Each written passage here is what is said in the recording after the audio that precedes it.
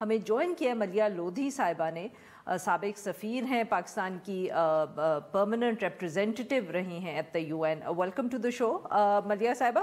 ملیہ صاحبہ، آپ سے گفتگو کا آغاز یہاں سے کرتے ہیں. مین چیلنجز ٹرمپ پریزیڈنسی کے لیے آپ کے خیال میں بھی وہی رہیں گے جو تھے کہ ایک طرف یوکرین میں جنگ اور دوسری طرف فلسطین کا معاملہ، یا آپ کے خیال میں اٹ ول بی ڈفرنٹ؟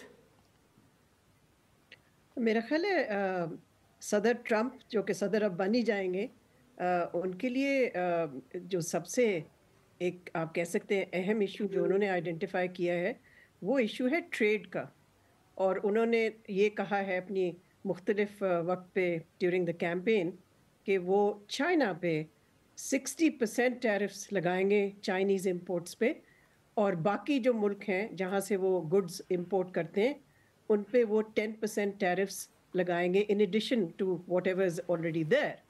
تو آئی تھنک ہمارا فوکس سارا ان جنگوں پہ ہے، وہ ٹھیک ہے، ہونا بھی چاہیے، لیکن یہ آئی تھنک پاکستان میں جو ٹی وی کوریج ہے وہ بالکل اگنور کر رہی ہے کہ جو امپیکٹ گلوبل اکانومی پہ ہو سکتا ہے اگر ٹرمپ امپلیمنٹ کرتا ہے اپنی ٹریڈ کی جو پلانز ہیں، ٹیرف پلانز ہیں، تو اس سے تو دنیا بہت ہی ڈیسٹیبلائز ہوگی. گلوبل اکانومی کی جو اکنامک گروتھ ہے وہ افیکٹ ہوگی، اور چائنا سے تعلقات واقعی بہت ہی میرا خیال ہے مشکل ہو جائیں گے، کانفرنٹیشن بڑھ جائے گی.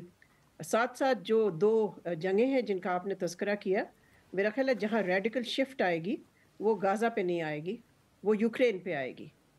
صدر ٹرمپ نے بہت دفعہ کہا ہے کہ وہ اگر ہوتے پار میں تو یہ وہ جو جنگ ہے یوکرین کی وہ 24 گھنٹے میں ختم کروا دیتے. تو میرا اپنا خیال یہ کہ ان کی کوشش یہ ہوگی to force Ukraine into negotiations with Russia, اور میرا خیال ہے ان کو کوئی خاص کنسرن نہیں ہوگا اگر کوئی پیس ڈیل جو ہوتی ہے وہ رشیا کو فیور کرتی ہے. غازہ کے حوالے سے تو یہی کہا جا سکتا ہے کہ انہوں نے کیمپین میں ضرور کہا کہ جنگ نہیں، یہ جنگ ختم ہونی چاہیے، لیکن you looking at a man who is more pro Israel than Biden. تو اگر بائیڈن کے ایک سال وہ کچھ نہیں کر سکا، اس نے کوئی پریشر نہیں ڈالا اسرائیل پہ to end the war, I really don't know and understand کہ یہ ٹرمپ کیسے کرے گا جس کے بہت ہی پرسنل بھی تعلقات ہیں Israeli prime minister Netanyahu کے ساتھ، اور اس کی فیملی کے بھی ہیں very close relations with the Israeli prime minister. صحیح. سارہ صاحبہ، آپ نے بات سنی ملیہ صاحبہ کی، آپ اتفاق کریں گی اس اسیسمنٹ سے؟ Do you see the priorities being a little different?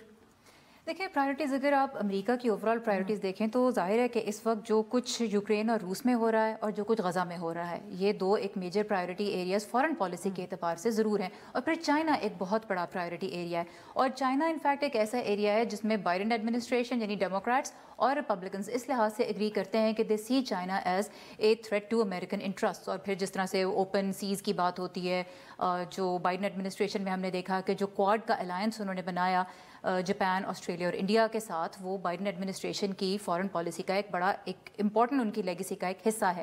تو یہ بڑے بڑے ایشوز ان کی فارن پالیسی کا پارٹ ضرور ہیں. لیکن بائیڈن کی پرفارمنس تو ہم دیکھ چکے ہیں کہ وہ نیتن یاہو کو پیس ڈیل کرنے پہ آمادہ نہیں کر پائے. کیا ٹرمپ آمادہ کر پائیں گے یا نہیں، یہ ایک بہت بڑا سوال ہے.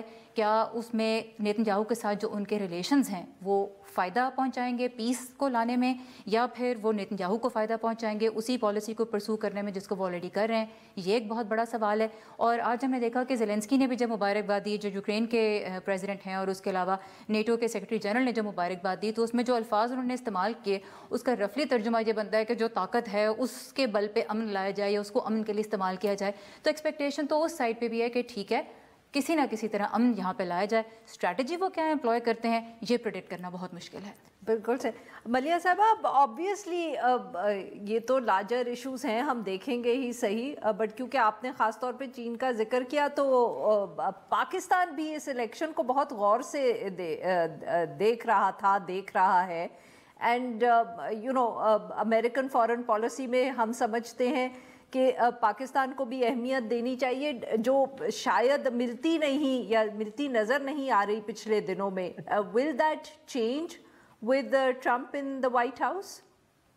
नहीं Arfa, not at all. Pakistan की इस वक्त कोई अहमियत नहीं है अमेरिकन आइज़ में, और अहमियत हमारी कम होती गई after the US withdrawal, military withdrawal from Afghanistan.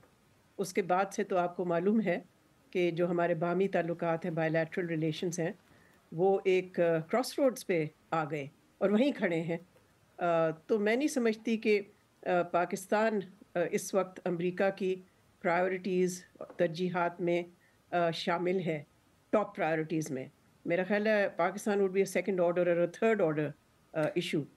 Top जो उनके कंसर्न्स हैं, कुछ पे तो डिस्कशन हो चुकी है, वो हैं China, Ukraine, NATO, Bharat, India, end of course the middle east situation.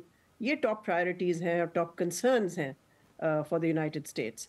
Pakistan के साथ उस तरह के तल्लुकात हैं ही नहीं जो माजी में थे, और वो भी इसलिए थे not because of any bilateral intrinsic sort of importance of Pakistan, but because of a third country, which is Afghanistan. तो मैं नहीं समझती anything is going to substantially change. देखना ये है कि किस किस्म की engagement या re-engagement होती है दोनों मुल्कों के दरमियान over a period of time. फौरन तो मैं कुछ नहीं देखती. I mean, nothing will happen immediately because it's not a priority for America. लेकिन down the road देखना पड़ेगा, और फिर पाकिस्तान की तरफ से भी देखें ना, ये एक तरफा तो नहीं होता ना. I think Pakistan has failed to engage the United States imaginatively, और इसकी failure of diplomacy is writ large, I think in other areas also. China के साथ भी अब तो हमारे ताल्लुकात काफ़ी troubled हैं. So unless Pakistan also steps up to the plate, ये किस तरह से ये relationship redefine होगी, मुझे सही नहीं नज़र आता ये जल्दी होगी.